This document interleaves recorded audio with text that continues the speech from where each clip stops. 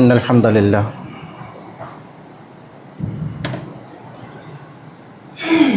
نحمده ونستعينه ونؤمن به ونتوكل عليه ونعوذ بالله من شرور أنفسنا ومن سيئات أعمالنا من يهده الله فلا مضل له ومن يضلل فلا هادي له وأشهد أن لا إله إلا الله وحده لا شريك له وأشهد أن محمدًا عبده ورسوله أرسله بالهدى ودين الحق ليظهره على الدين كله ولو كره المشركون اللهم صل على محمد وعلى آل محمد كما صليت على إبراهيم وعلى آل إبراهيم اللهم بارك على محمد وعلى آل محمد كما باركت على إبراهيم وعلى آل إبراهيم إنك حميد مجيد أما بعد فإن خير الكلام كلام الله وخير السنن سنن محمد صلى الله عليه وسلم وشر الأمور محدثاتها وكل محدثة بدعة وكل بدعة ضلالة وكل ضلالة في النار يا أيها الذين آمنوا اتقوا الله حق تقاته ولا تموتن إلا وأنتم مسلمون أعوذ بالله من الشيطان الرجيم بسم الله الرحمن الرحيم وترى كثيرا منهم يسارعون في الإثم والعدوان وأكلهم السحت لبئس ما كانوا يعملون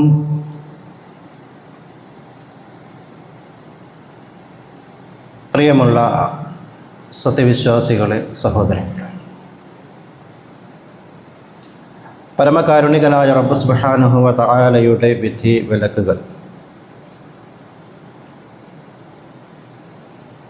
ജീവിതത്തിൻ്റെ ഏത് രംഗത്തും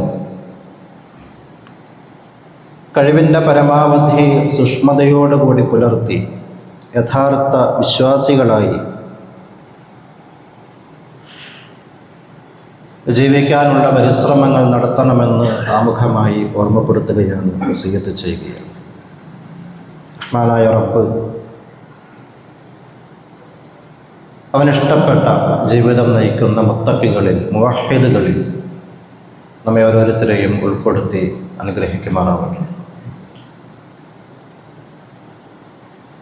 അള്ളാഹുവിൻ്റെ ഈ ഭവനത്തിൽ ഒരുമിക്കാൻ നമ്മെ അനുഗ്രഹിച്ചതുപോലെ പാരത്രിക ലോകത്ത് അവൻ്റെ ജന്നാത്തുൻ നഈമിൽ നമ്മെ അവരെയും ഒരുമിച്ച് കൂട്ടി അനുഗ്രഹിക്കുമാറാവട്ടെ. പ്രിയമുള്ള സഹോദരൻ, മനുഷ്യ ജീവിതത്തിൻ്റെ നിലനിൽപ്പിൻ്റെ അടിസ്ഥാന ഘടകങ്ങളിലൊന്ന് സമ്പത്താണ്. സമ്പത്തില്ലാതെ ഭൂമിയിലൊരു ജീവിതം മനുഷ്യനെ സംബന്ധിച്ച് സാധ്യമല്ല എന്ന് തന്നെ പറയും. അള്ളാഹു അതിൽ പറഞ്ഞൊരു വാക്ക്, അല്ലതീ ജഅലല്ലാഹു ലക്കും ഖിയാമൻ. അള്ളാഹു സമ്പത്തിനെ നിങ്ങൾക്ക് ഒരു നിലനിൽപ്പാക്കി, ജീവിതത്തിൻ്റെ ഉപാധിയാക്കി മാറ്റി തന്നിരിക്കുന്നു എന്ന ഖിയാം. ഖിയാം എന്ന് പറഞ്ഞാൽ നിലനിൽപ്പ് എന്നാണ്. ജീവിതത്തിൻ്റെ അടിത്തറ എന്നർത്ഥം പറയാം. അത്ര പ്രാധാന്യമുണ്ട് ആ വിഷയത്തിനെന്നാണ് ഈ വചനം സൂചിപ്പിക്കുന്നത്. നമ്മുടെ ആഗ്രഹങ്ങളും ആവശ്യങ്ങളുമൊക്കെ പൂർത്തീകരിക്കപ്പെടുന്നത്, നിർവഹിക്കപ്പെടുന്നത് സമ്പത്തിലൂടെയാണ്. ഒരർത്ഥത്തിൽ പറഞ്ഞാൽ മനുഷ്യൻ്റെ ജീവിതം തന്നെ ഇത് നേടിയെടുക്കാനുള്ള നെട്ടോട്ടമാണ് എന്ന് പറയാം.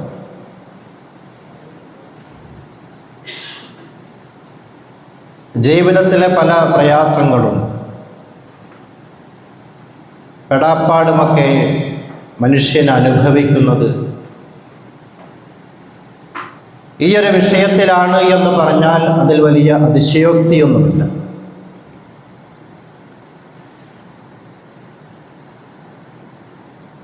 ഇങ്ങനെയൊക്കെയാണ് എങ്കിലും അതെങ്ങനെ സമ്പാദിക്കണം, സമ്പാദിച്ചത് എങ്ങനെ ചെലവഴിക്കണം, വിനിയോഗിക്കണം, ഇതിലൊക്കെ ഇസ്ലാമിന് കൃത്യമായ കണിശമായ മാനദണ്ഡങ്ങളും നിർദ്ദേശങ്ങളും ഉണ്ട് എന്നത് നമുക്കറിയാം. എന്നാൽ പൊതുവെ മനുഷ്യർക്കിടയിൽ, നമുക്കിടയിൽ പല ആളുകളും ആഗ്രഹിക്കുന്നത് സമ്പത്ത് എത്രയും പെട്ടെന്ന് ഉണ്ടാവണമെന്നാണ്. അതിനെന്താണ് മാർഗമെന്ന് അന്വേഷിക്കുന്നവരാണ്. അതൊരു മാർഗമായാൽ മതി. അത് അള്ളാഹു അനുവദിച്ചതാണോ, തൃപ്തിപ്പെട്ടതാണോ, ഒരു മുസ്ലിമിനെ സംബന്ധിച്ച് ഇടപെടാൻ പറ്റിയ രംഗമാണോ, ഇതൊന്നും പലപ്പോഴും ആളുകൾ ചിന്തിക്കുന്നില്ല എന്നത് ഒരു യാഥാർത്ഥ്യമാണ്. ജീവിതം എത്രയും വേഗം സെറ്റിലാവും, ഇതെല്ലാവരുടെയും ആഗ്രഹമാണ്. പല ഇൻസ്റ്റിറ്റ്യൂഷൻസും നമ്മുടെ ഈ ആഗ്രഹത്തെ അവരുടെ നിലനിൽപ്പിൻ്റെ ഭാഗമാക്കി മാറ്റിയിട്ടുണ്ട്. ഞങ്ങൾ പറഞ്ഞ സ്ഥാപനത്തിൽ പഠിച്ചാൽ, ഞങ്ങളുടെ സ്ഥാപനത്തിൽ ഞങ്ങൾ പറയുന്ന കോഴ്സ് പഠിച്ചാൽ 25 വയസ്സാകുമ്പോഴേക്കും ജീവിതം സെറ്റാവും എന്ന് പറയുന്ന പരസ്യങ്ങൾ നമ്മൾ നിരവധി കേട്ടുകൊണ്ടിരിക്കുകയാണ്. ഇത് വ്യത്യസ്ത രൂപത്തിൽ നാനാഭാഗത്തു നിന്നും കേട്ട് അതിൽ നിന്ന് പ്രചോദനം ഉൾക്കൊണ്ട് ഒരു തലമുറ എത്രയും വേഗം സമ്പത്ത് എങ്ങനെ ഉണ്ടാക്കാം, അതിനെന്താണ് മാർഗം എന്ന് ഗവേഷണം നടത്തുന്ന, അതിനുവേണ്ടി ഇരുന്ന് ചിന്തിക്കുകയും ആലോചിക്കുകയും ചെയ്യുന്ന ഒരു അവസ്ഥ സമൂഹത്തിലുണ്ട്. അതിൻ്റെ പരിണിത ഫലമെന്നോണം പല ആളുകളും സമ്പത്തുണ്ടാക്കാനുള്ള ധാരാളം കുറുക്കുവഴികൾ, എളുപ്പ വഴികൾ കണ്ടെത്തുകയും അതിലൊക്കെ പോയി പല നിക്ഷേപങ്ങളും നടത്തുകയും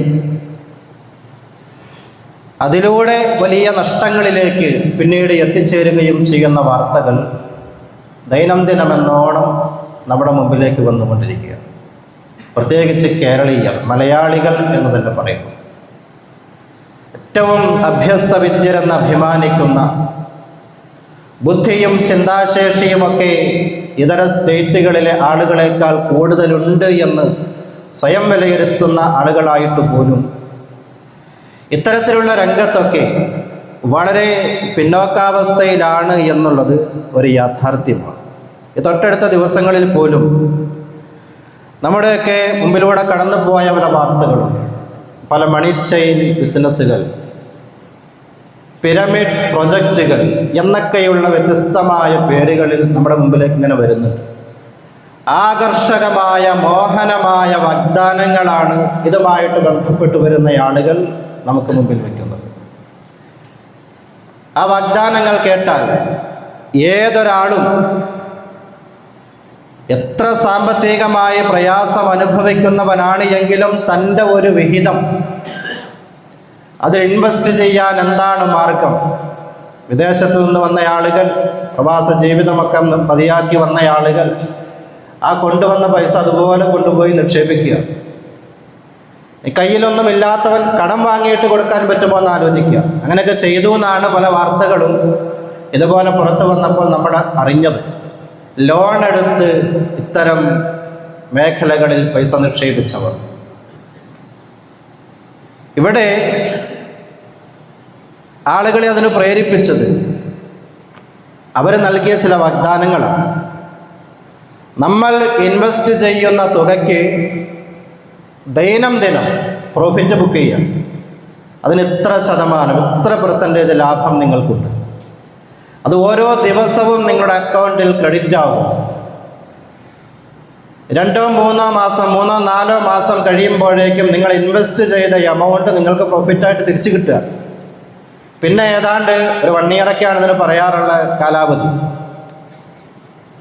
ബാക്കിയുള്ള മാസങ്ങളിൽ ഏതാണ്ട് ഒരു വർഷക്കാലത്തോളം വരുന്ന തുകകൾ മുഴുവൻ തീർത്തും ലാഭമാണ് എന്നൊക്കെയുള്ള വാഗ്ദാനങ്ങളാണ് നമുക്ക് മുമ്പിൽ ഇവർ വയ്ക്കുന്നത്.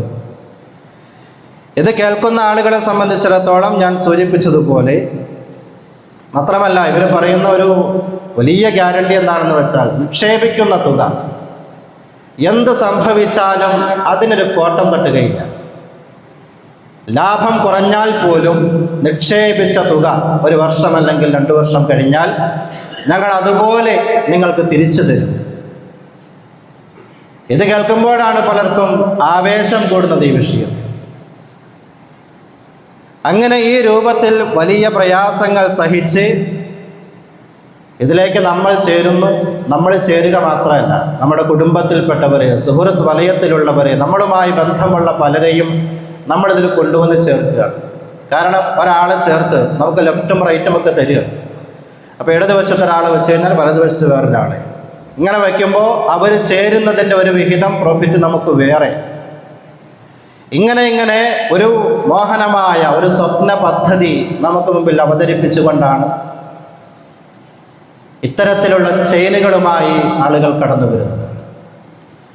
ഒരു വിശ്വാസിയെ സംബന്ധിച്ചിടത്തോളം ഈ മേഖലകളിലൊക്കെ കാര്യമായൊരു തിരിച്ചറിവ് അത്യാവശ്യമാണ്. ലാഭത്തെക്കുറിച്ച് മാത്രം ചിന്തിക്കേണ്ടവനല്ല വിശ്വാസി. പ്രത്യേകിച്ച് ഇങ്ങനെയുള്ള സംവിധാനങ്ങളിലൊക്കെ ലാഭത്തെക്കുറിച്ച് മാത്രമേ ചർച്ചയുള്ളൂ. നഷ്ടത്തെക്കുറിച്ച് സ്വപ്നത്തിൽ പോലും ചിന്തിക്കേണ്ടതില്ല എന്നാണ് അവർ നമ്മളെ വിശ്വസിപ്പിക്കുന്നത്. നഷ്ടമില്ലാത്ത കച്ചവടം, ഓരോ ദിവസവും ലാഭമുള്ള ബിസിനസ്, അങ്ങനെയൊക്കെ കേൾക്കുമ്പോഴാണ് പലപ്പോഴും നാം അതിൽ വീണു പോകുന്നത്. ഇവിടെ അടിസ്ഥാനപരമായി നമ്മൾ മനസ്സിലാക്കേണ്ടത് ബിസിനസ് എന്നത് അല്ലാഹു തആല അനുവദിച്ചതാണ്. ഖുർആൻ പറഞ്ഞല്ലോ, അഹല്ലല്ലാഹുൽ ബൈഅ വഹറമ റിബ. അല്ലാഹു തആല നിങ്ങൾക്ക് കച്ചവടം ഹലാലാക്കി തന്നിട്ടുണ്ട്, അത് അനുവദനീയമാണ്. പലിശയെ അവൻ നിഷിദ്ധമാക്കുകയും ചെയ്തിട്ടുണ്ട്, അത് തീർത്തും ഹറാമാണ്. ഇസ്ലാം പഠിപ്പിച്ച കച്ചവടത്തിൻ്റെ ശൈലിയും രീതിയുമൊക്കെ നോക്കിയാൽ നമുക്ക് മനസ്സിലാക്കാവുന്ന ചില അടിസ്ഥാനപരമായ കാര്യങ്ങളുണ്ട്. അതിലൊന്ന്, കച്ചവടത്തിൽ ലാഭവും നഷ്ടവും ഉണ്ട് എന്നതാണ്. ലാഭവും നഷ്ടവും രണ്ടും സഹിക്കാൻ തയ്യാറാവണം ബിസിനസ്സുകാരൻ. ഒരു നിക്ഷേപകൻ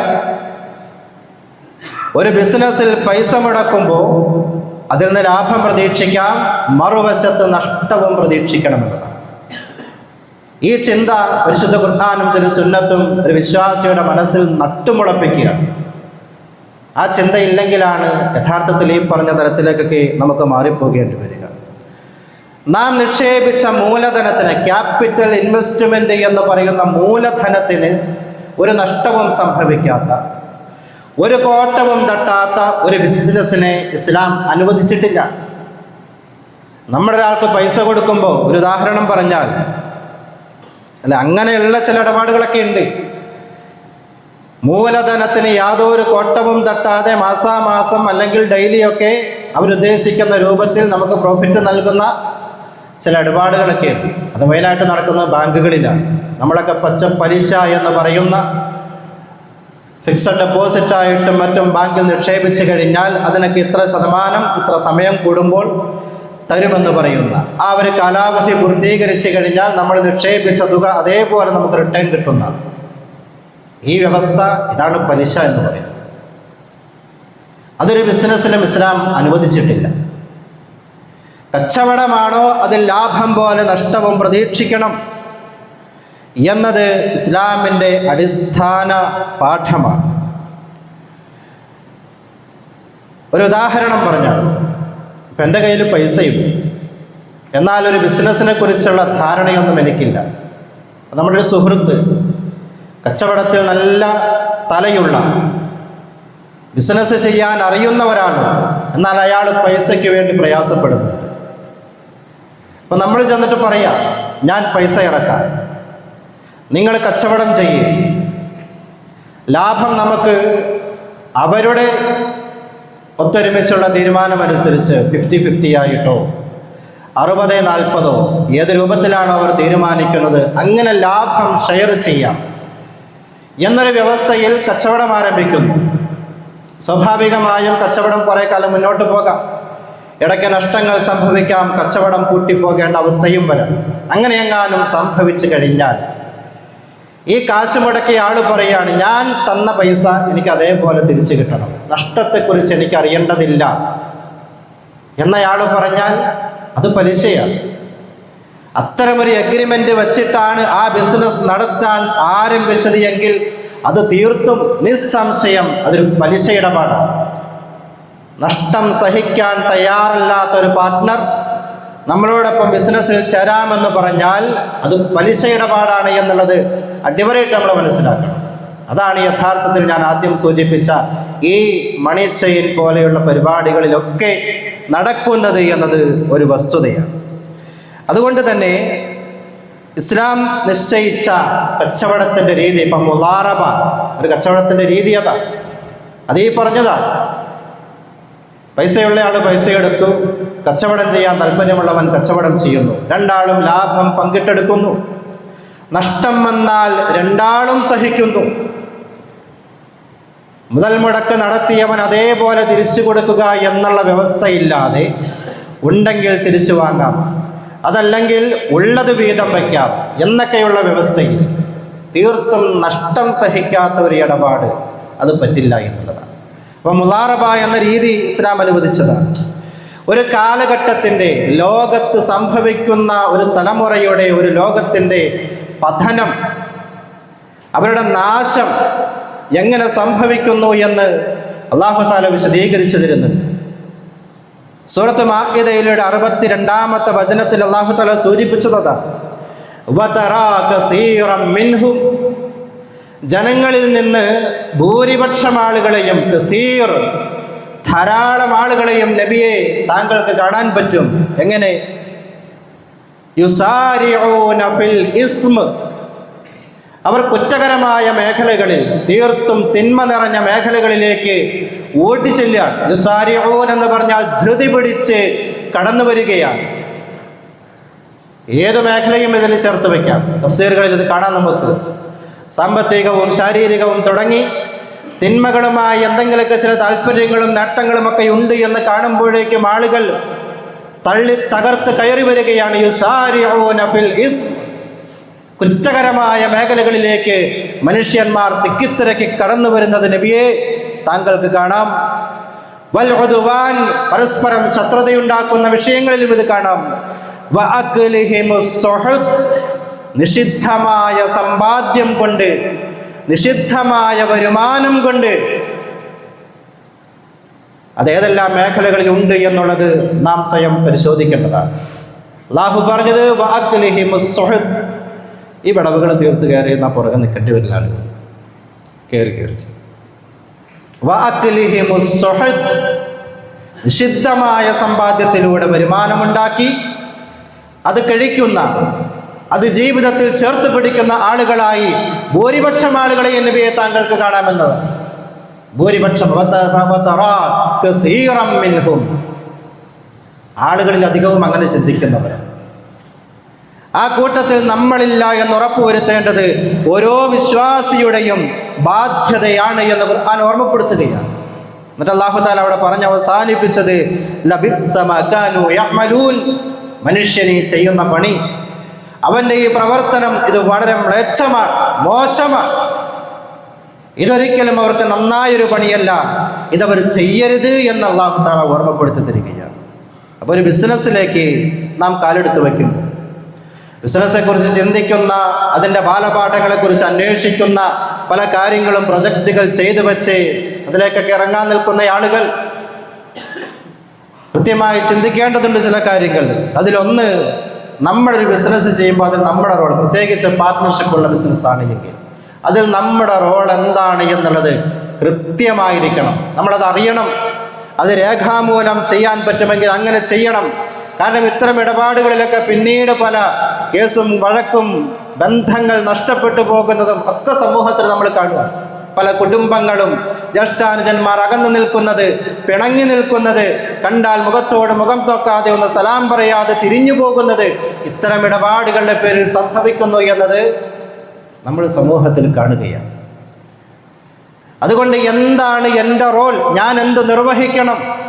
ഞാനൊരു സൈലന്റ് പാർട്ട്ണറാണോ അതല്ല വർക്കിംഗ് പാർട്ട്ണറാണോ? ഇതൊക്കെ നമ്മുടെ ബിസിനസ്സിൽ കൃത്യമായി തീരുമാനിക്കപ്പെടേണ്ടതുണ്ട്. അത് വ്യവസ്ഥയാക്കപ്പെടേണ്ടതുണ്ട്. അതുപോലെ ആ ബിസിനസ്സിൽ നടക്കുന്ന ഇടപാട്, ഞാൻ കൊടുത്ത പൈസ കൊണ്ട് എന്താണ് അതിൽ വിപണനം ചെയ്യപ്പെടുന്നത്, അതിൽ നടക്കുന്ന കാര്യങ്ങൾ എന്താണ് എന്നത് കൃത്യമായി നമുക്കറിയാൻ പറ്റണം. ആദ്യം സൂചിപ്പിച്ച മണി ചെയിൻ ബിസിനസ്സുകളിലൊക്കെ അവർ വന്നിട്ട് നമ്മുടെ അടുത്ത് പറയും, അല്ല കേരളം കണ്ട കുറേ കാര്യങ്ങളുണ്ട്, ആട്, തേക്ക്, മാഞ്ചിയം തുടങ്ങിയ ചില സംഗതികളിൽ നിന്ന് തുടക്കം കുറിച്ച് ഇന്നതൊക്കെ ഈ AI കാലഘട്ടത്തിൽ ഈ പുതിയ സംവിധാനങ്ങളൊക്കെ ഉപയോഗപ്പെടുത്തിക്കൊണ്ട് നമ്മുടെ മുമ്പിലേക്ക് വന്നു നിൽക്കണം അതിൻ്റെ ഏറ്റവും ഉജ്ജ്വലമായ രീതിയിൽ. ഇതൊന്നും പലിശയല്ലാതെ ആവാനുള്ള പരിഹാര മാർഗങ്ങളല്ല എന്നുള്ളത് വിശ്വാസി ചിന്തിക്കേണ്ടതുണ്ട്. അപ്പം അവരെന്തൊക്കെയോ പറഞ്ഞു, അത് ഞാനങ്ങ് വിശ്വസിച്ചു എന്നതൊന്നും ന്യായമല്ല പടച്ചറപ്പിന് മുമ്പിൽ. എന്ത് നടക്കുന്നു ഈ ബിസിനസ്സിൻ്റെ പേരിൽ ഇവർ പറയുന്ന ഈ കാര്യങ്ങളിൽ ഏതൊക്കെ നടക്കുന്നു, അതാണോ യാഥാർത്ഥ്യം എന്നുള്ളത് അന്വേഷിക്കാനും അറിയാനും മനസ്സിലാക്കാനും ഒരു വിശ്വാസിക്ക് കച്ചവട രംഗത്ത് സാധിക്കണമെന്നുള്ളത് കൃത്യമായി തിരിച്ചറിയേണ്ട കാര്യമാണ്. ഹലാലല്ലാത്ത ഒരു ഇടപാട് അതൊരു രംഗത്തും അല്ലാഹു തആല പൊറുപ്പിക്കുന്നില്ല എന്നത് പരിശുദ്ധ ഖുർആൻ കൃത്യമായി പഠിപ്പിച്ചു. യാ അയ്യുഹന്നാസ് കുലൂ മിമ്മാ ഫിൽ അർദി ഹലാലൻ ത്വയ്യിബൻ. അല്ലയോ വിശ്വാസികളെ, മനുഷ്യരെ, അല്ലയോ നബിമാരെ, 3 അഭിസംബോധന ഖുർആനിൽ കാണാം. യാ അയ്യുഹൻ നബി, പ്രവാചക സമൂഹത്തെ വിളിച്ചുകൊണ്ട് അല്ലാഹു തആല പറഞ്ഞു, കുലൂ, നിങ്ങൾ ഭക്ഷിക്കേണ്ടത് ഹലാലായിരിക്കണം, ത്വയ്യിബായിരിക്കണം. വിശ്വാസി സമൂഹത്തെ വിളിച്ചുകൊണ്ട് പറഞ്ഞു, യാ അയ്യുഹല്ലദീന ആമനു, അല്ലയോ വിശ്വാസികളെ, കുലു, നിങ്ങൾ ഭക്ഷിക്കേണ്ടത് ഹലാലായിരിക്കണം, ത്വയ്യിബായിരിക്കണം. പൊതുവെ മനുഷ്യരെ മുഴുവൻ വിളിച്ചുകൊണ്ട് അല്ലാഹു തആല പറഞ്ഞ വചനമാണിത്. യാ അയ്യുഹന്നാസ്, അല്ലയോ മനുഷ്യരെ, കുലൂ മിമ്മാ ഫിൽ അർദി ഹലാലൻ ത്വയ്യിബൻ. ഈ പ്രപഞ്ചത്തിൽ, ഭൂമിയിൽ നിങ്ങൾക്ക് അല്ലാഹു തആല നൽകിയതിൽ ഹലാല് മാത്രം, ത്വയ്യിബ് മാത്രമായിരിക്കണം നിങ്ങൾ ഭക്ഷിക്കേണ്ടത് എന്നതാണ്. കാരണം 3 വിഭാഗത്തെ എടുത്തു പറഞ്ഞുകൊണ്ട് അല്ലാഹു തആല അതിൻ്റെ ഗൗരവത്തിൽ ഓർമ്മപ്പെടുത്തിയ കാര്യമാണ് നാം കഴിക്കുന്ന ഭക്ഷണം.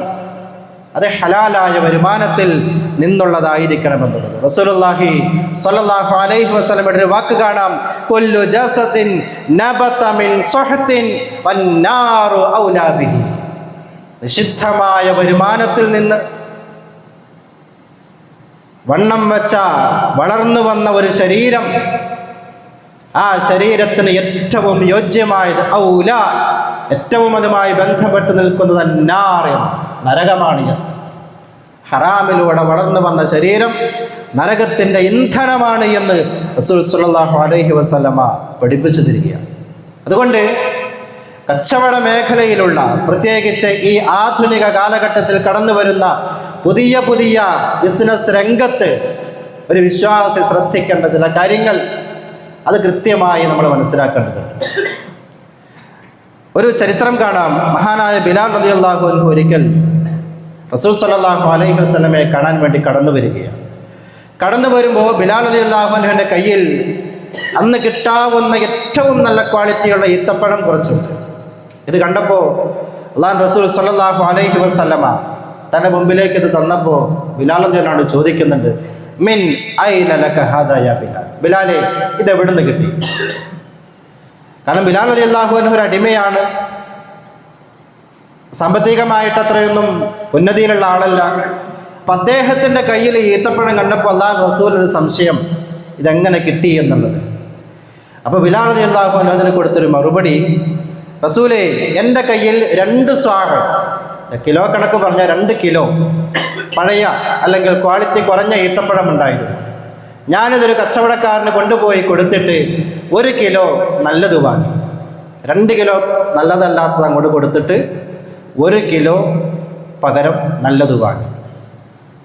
അങ്ങനെ കൊണ്ടുവന്നതാണ് റസൂലുള്ളാഹി സ്വല്ലല്ലാഹു അലൈഹി വസല്ലമ. അത് കേട്ടപ്പോൾ പറഞ്ഞ മറുപടി ഹാദാ ഐനുർ റിബ. ഇതാണ് ഐനുർ റിബ, പലിശയുടെ തടി. അല്ലെ, പലിശയ്ക്ക് ഒരു രൂപമുണ്ടെങ്കിൽ, ഒരു കൈകൊണ്ട് പിടിക്കാവുന്നൊരു സംഗതി ഉണ്ടെങ്കിൽ അതാണിത് എന്ന് പറയും. അത്രയ്ക്കും പച്ച പലിശ എന്നൊക്കെ നമ്മുടെ നാട്ടുഭാഷയിൽ പറയുന്ന ആ പലിശയാണ്. ഹാദാ ഐനുർ റിബ, ഇത് പച്ച പലിശയാണ്. കൂടിയ തൂക്കം അങ്ങോട്ട് കൊടുത്ത് കുറഞ്ഞ തൂക്കം ഒരേ സാധനം ഇങ്ങോട്ട് വാങ്ങുക എന്നുള്ളത് പലിശയാണ്. നമ്മൾ പലപ്പോഴും ജ്വല്ലറികളിൽ ചെന്നിട്ട് നമ്മുടെ ഉമ്മമാരുടെ, പെങ്ങന്മാരുടെ, സഹോദരിമാരുടെ, ഭാര്യമാരുടെ ഒക്കെ പഴയ സ്വർണം അങ്ങോട്ട് കൊടുക്കും. അപ്പോൾ അവർ ഇത് തൂക്കി നോക്കിയിട്ട് പറയും, ഇതിന് ഇത്ര പുതിയ സ്വർണം, പഴയത് ഇത്ര തൂക്കം തരാം, പഴയതിന് പകരമായിട്ട് തരാം. അത് വാങ്ങിപ്പോരുന്ന എത്രയോ ആളുകളുണ്ട്, മുസ്ലിമീങ്ങൾ പോലും അതിലുണ്ട്. പഴയ സ്വർണ്ണമാണ് കൊടുത്തത്, ആ തൂക്കത്തിൻ്റെ അത്ര ഉണ്ടാവില്ല, പുതിയ സ്വർണം ഇങ്ങോട്ട് തരും. അളവ് കുറഞ്ഞിട്ടുണ്ടാവും, തൂക്കം കുറഞ്ഞിട്ടുണ്ടാവും, പക്ഷെ കിട്ടിയത് പുതിയതായിരിക്കും. ആ ബിസിനസ് പലിശയാണ് എന്നുള്ളതാണ് റസൂൽ പഠിപ്പിച്ചത്. ബിലാൽ റളിയല്ലാഹു അൻഹു ചെയ്ത ഈ പ്രവർത്തനത്തെ മുന്നിൽ വെച്ചുകൊണ്ട് പണ്ഡിതന്മാർ അത് മനസ്സിലാക്കി തരുന്നുണ്ട്. നേരെ മറിച്ച് എന്ത് ചെയ്യണം? പഴയ സാധനത്തിന് വിലയിടണം, അത് വിൽക്കണം, എന്നിട്ട് അതിനെന്ത് വില കിട്ടുമെന്ന് നോക്കണം. ആ വില കൊണ്ട് കിട്ടുന്ന പുതിയത് വാങ്ങാം. അത് സ്വർണമാണെങ്കിലും ഈത്തപ്പഴമാണെങ്കിലും ഒരേ ജിൻസിൽപ്പെട്ട ഏത് സംഗതി കച്ചവടം ചെയ്യുമ്പോഴും ഇത് ബാധകമാണ്. വളരെ കൃത്യമായി നമ്മൾ മനസ്സിലാക്കും. പലിശ കടന്നു വരുന്ന വഴികൾ പലപ്പോഴും, പ്രത്യേകിച്ച് ബിസിനസ് രംഗത്ത്, അത് അത്ര പെട്ടെന്ന് നമുക്ക് മനസ്സിലായിക്കൊള്ളണമെന്നില്ല. എങ്കിലും നമ്മൾ പരമാവധി സൂക്ഷ്മത പുലർത്തണം. ഇത്തരം കാര്യങ്ങളെ പണ്ഡിതന്മാർ വളരെ വിശാലമായി നമുക്ക് ചർച്ച ചെയ്തിട്ടുണ്ട്. എന്നിട്ട് ബിലാൽ തന്നെ റസൂൽ പറഞ്ഞൊരു വാക്കില്ല, തഫ്അൽ, ഇത് മേലാൽ ആവർത്തിക്കരുത് എന്നാണ്.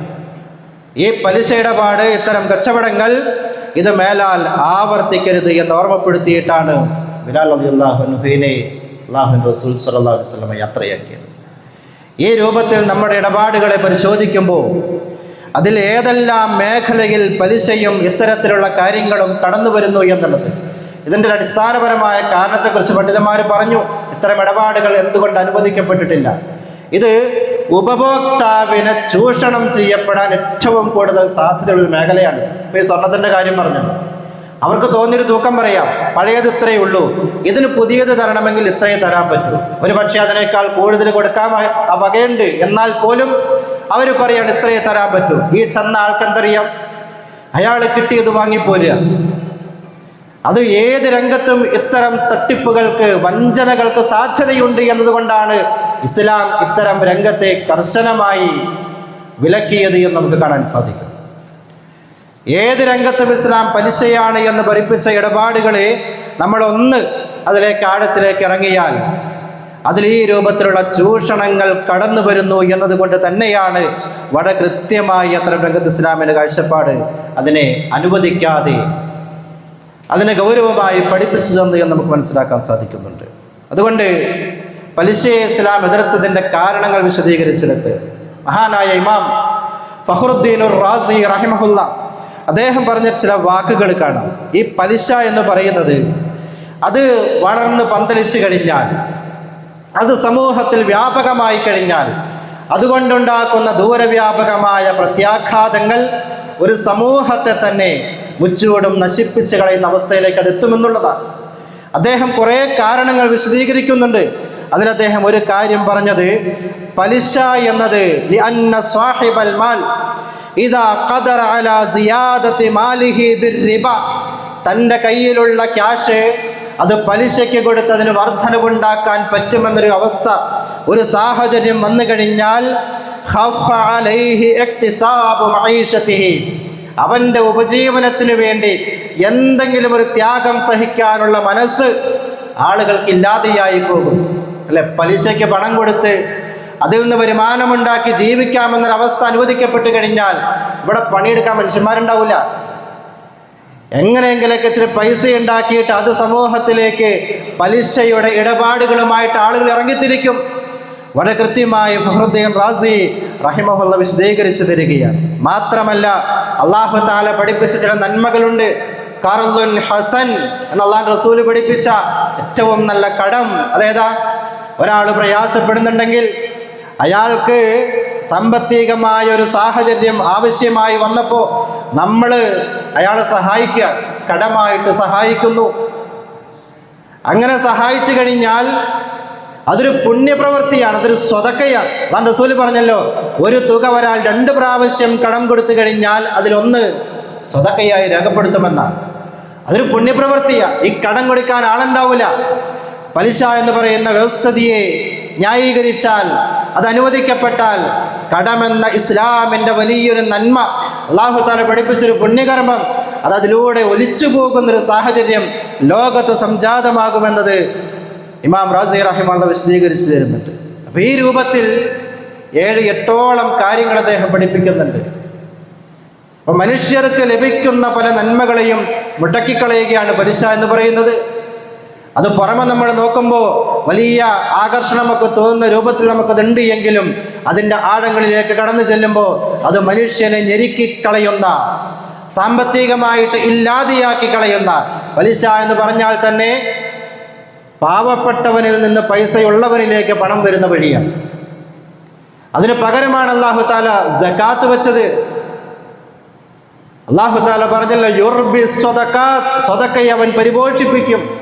സ്വതക്ക എന്ന് പറയുന്നത് സമൂഹത്തിലേക്ക് ഇറങ്ങിക്കഴിഞ്ഞാൽ അത് പണക്കാരനിൽ നിന്ന് പാവപ്പെട്ടവനിലേക്ക് അങ്ങോട്ട് ചെല്ലുന്നതാണ്.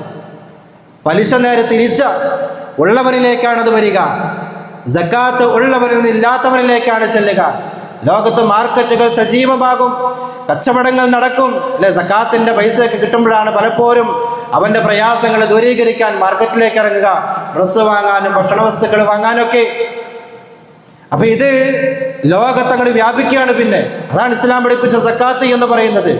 ഇസ്ലാം ഒരു കാര്യം നിഷിദ്ധമാക്കുന്നുണ്ട് എങ്കിൽ, നിരോധിക്കുന്നുണ്ട് എങ്കിൽ പകരം സംവിധാനം ചെയ്യാണ് അവിടെ. അതിന് പകരം എന്ത് നടക്കണം? ഈ പ്രശ്നങ്ങൾ എങ്ങനെ പരിഹരിക്കപ്പെടണം? ഈ സമ്പദ് വ്യവസ്ഥയെ എങ്ങനെ നല്ല രൂപത്തിൽ കൊണ്ടുപോകണം? കൃത്യമായ കാഴ്ചപ്പാട് അല്ലാഹു പഠിപ്പിച്ചിട്ടുണ്ട്. അത് സക്കാത്തിലൂടെയാണ്. ഉള്ളവനില്ലാത്തവന് കൊടുത്തുകൊണ്ട് സക്കാത്ത് എന്ന നിർബന്ധ ധർമ്മത്തിലൂടെ, ദാനത്തിലൂടെ അത് പരിഹരിക്കപ്പെടേണ്ടതാണ്. സക്കാത്തിൻ്റെ കാര്യത്തിൽ ഇന്ന് ലോകം ശ്രദ്ധിച്ചു കഴിഞ്ഞാൽ ഈ പറഞ്ഞ പ്രശ്നങ്ങൾ ഇല്ലാതെയാവുകയാണ് ചെയ്യാം. എത്ര സുന്ദരമായ കാഴ്ചപ്പാടാണ് ഈ രംഗത്തേക്ക്, പ്രത്യേകിച്ച് സാമ്പത്തിക മേഖലയിൽ ഇസ്ലാമിൻ്റെ അധ്യാപനങ്ങൾ എന്നത് പഠിക്കുന്നതോറും നമുക്കത് മനസ്സിലാക്കാൻ സാധിക്കും. അതുകൊണ്ട് അത്തരം ചില ചിന്തകൾ നമ്മുടെയൊക്കെ മനസ്സിൽ വേണം. പ്രത്യേകിച്ച് ബിസിനസ് രംഗത്തുള്ള ആളുകളെ സംബന്ധിച്ചിടത്തോളം പലിശ കടന്നു വരാൻ എളുപ്പമുള്ള ധാരാളം വഴികളുണ്ട്. ആ വഴികളെക്കുറിച്ച് ചിന്തിക്കുകയും പഠിക്കുകയും വേണം. എല്ലാം ഒരു പുറംതൊലിയിൽ ഒന്ന് കാണേണ്ടതല്ല, ഓരോന്നും ആഴത്തിൽ പരിശോധിക്കേണ്ടതാണ്. ഏതാണ് പലിശ വരാൻ സാധ്യതയുണ്ട് എന്ന് പഠിച്ച് മനസ്സിലാക്കി അത് തൻ്റെ വരുമാനത്തിൽ ഇല്ല എന്ന് ഉറപ്പുവരുത്തിക്കൊണ്ട് മുന്നോട്ട് പോകുമ്പോഴാണ് അള്ളാഹു തൃപ്തിപ്പെട്ട, പരലോകത്ത് രക്തസാക്ഷികളോടൊപ്പം സ്ഥാനമുണ്ട് എന്ന് അല്ലാഹുവിൻ റസൂൽ പഠിപ്പിച്ച കച്ചവടക്കാരനായി മാറാൻ സാധിക്കുക. അല്ലാഹു തആല അത്തരം ആളുകളിൽ നമ്മെ അവരെയും ഉൾപ്പെടുത്തി അനുഗ്രഹിക്കുമാറാവട്ടെ. അഖൂലു ഖൗലി ഹാദാ വസ്തഗ്ഫിറുല്ലാഹ ലി വലക്കും വസ്തഗ്ഫിറു ഇന്നഹു ഹുവൽ ഗഫൂറുർ റഹീം.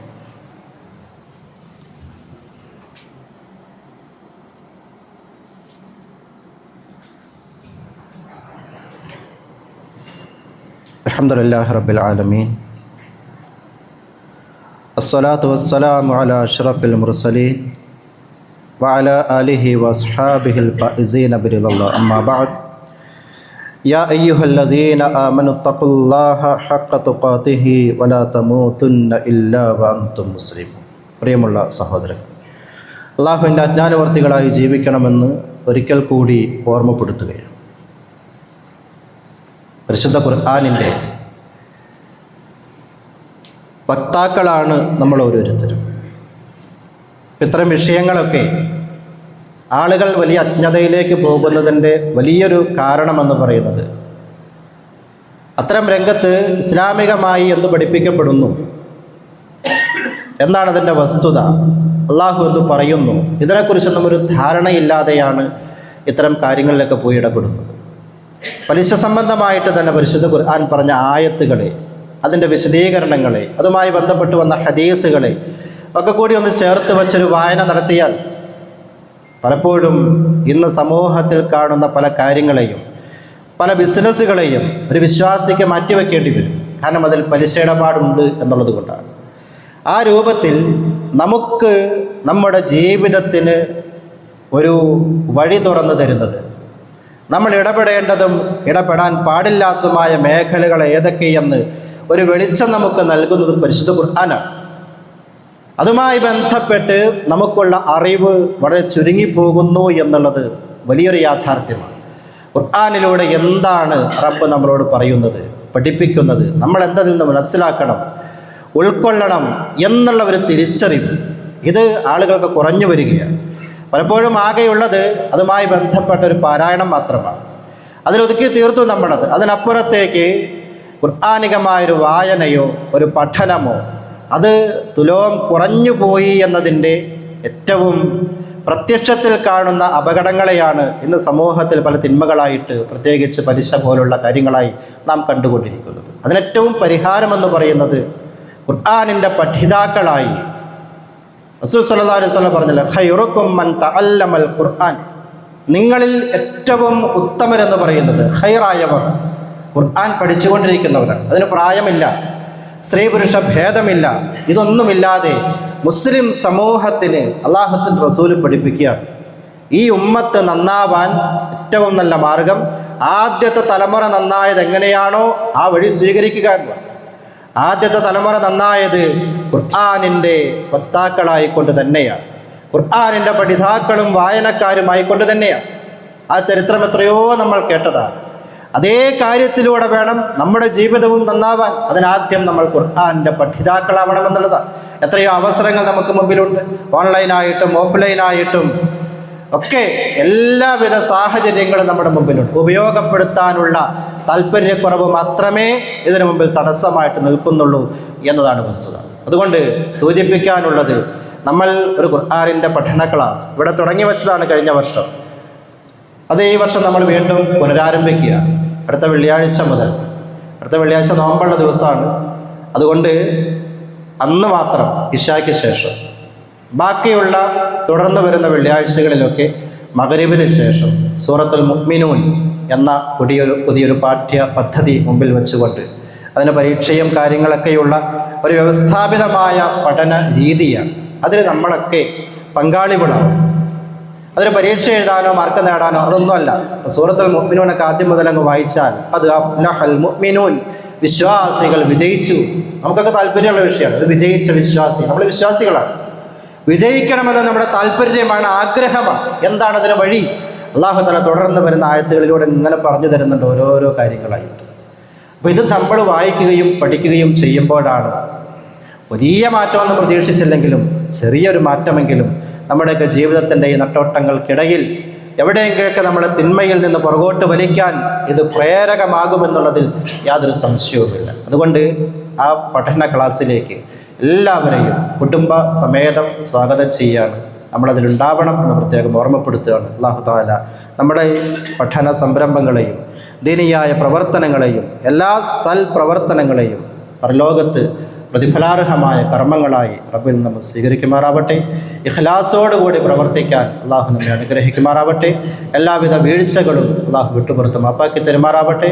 മരണപ്പെട്ടു പോയ ആളുകളുടെ പരലോക ജീവിതം അള്ളാഹു തആല സന്തോഷത്തിലാക്കി കൊടുക്കുമാറാവട്ടെ. ധാരാളം ആളുകൾ രോഗം കൊണ്ട് ആശുപത്രിയിലാണ് എന്നുള്ളത്, മാനസികമായി പ്രയാസപ്പെടുന്നതാണ്. ദുആ കൊണ്ട് വസിയത്ത് ചെയ്യണമെന്ന് പറഞ്ഞ് പലരും നമ്മുടെ കൂട്ടത്തിലുണ്ട്. അള്ളാഹു തആല എല്ലാ പ്രയാസങ്ങളെയും ദൂരീകരിച്ചു കൊടുക്കുമാറാവട്ടെ. മാനസികമായും ശാരീരികമായും സുഖവും സൗഖ്യവും സന്തോഷവും ഒക്കെ അല്ലാഹു തആല അവർക്കും നമുക്കും പ്രദാനം ചെയ്ത് അനുഗ്രഹിക്കുമാറാവട്ടെ. റബ്ബനാ ആതിനാ ഫിദ്ദുനിയാ ഹസന വഫിൽ ആഖിറതി ഹസനത വഖിനാ അദാബന്നാർ. അല്ലാഹുമ്മ അഇസ്സൽ ഇസ്ലാമ വൽ മുസ്ലിമീൻ വഅദില്ലശ് ശിർക വൽ മുശ്രികീൻ. اللهم أذل الكفرة والكافرين. ربنا تقبل منا إنك أنت السميع العليم وتب علينا إنك أنت التواب الرحيم. وصلى الله على نبينا محمد وآله وأصحابه أجمعين والحمد لله رب العالمين.